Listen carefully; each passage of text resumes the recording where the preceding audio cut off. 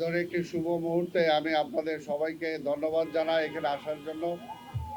আজকের এই প্রচেষ্টাটা আপনারা শুনেছেন কোনোভাবেই সম্ভব হতো না যদি আমাদের সাংবাদিক ভাইরা এই বিষয়ে সচেতন হয়ে আমাদের দৃষ্টি আকর্ষণ না করতেন।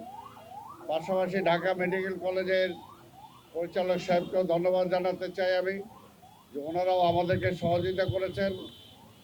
এবং উনি যে কথাটা বলেছেন এটা হলো যে এখন আমরা করেছি এটাকে ধরে রাখাটা হলো ব্যাপার।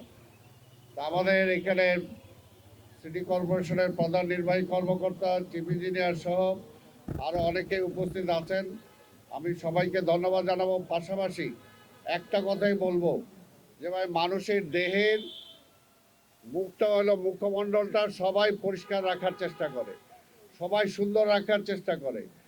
বাংলাদেশের রাজধানী ঢাকা, ঢাকা হলো আমার মুখমণ্ডল।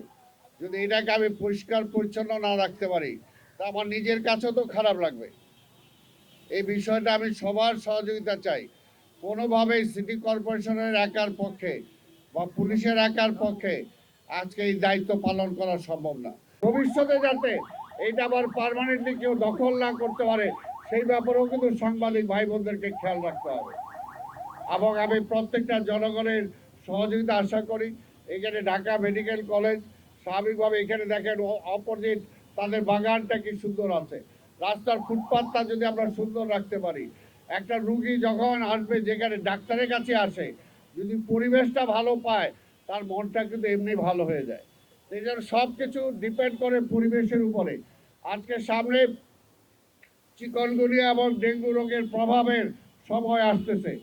এখন থেকে আমরা সিটি কর্পোরেশন চেষ্টা করছি পরিষ্কার পরিচ্ছন্ন অভিযান আমরা কন্টিনিউ চালিয়ে যাচ্ছি।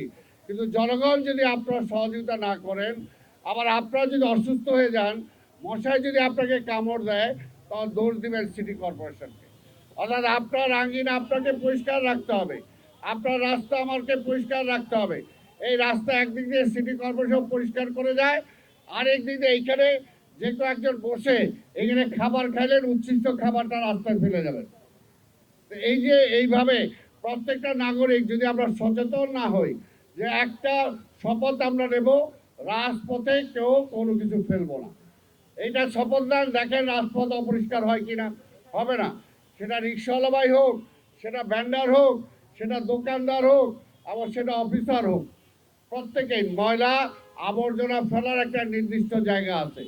সেই জায়গার আগে আমি আমার হাতে রাখবো, আমার পকেটে রাখবো, আমার গাড়িতে রাখবো, সেখানে যাওয়ার পরে আমি সেটা ফেলবো। দেখেন ঢাকা শহর পরিষ্কার হয় কিনা। শুধুমাত্র সিটি কর্পোরেশনকে আমি দায়ী করব, আমি তো বললাম 50-50। সিটি কর্পোরেশন 50% করলেও 50 ভাগ দায়িত্ব পালন করলেও আর বাকি 50 যদি জনগণ না করে তাহলে কিন্তু সেটা সম্ভব হবে না।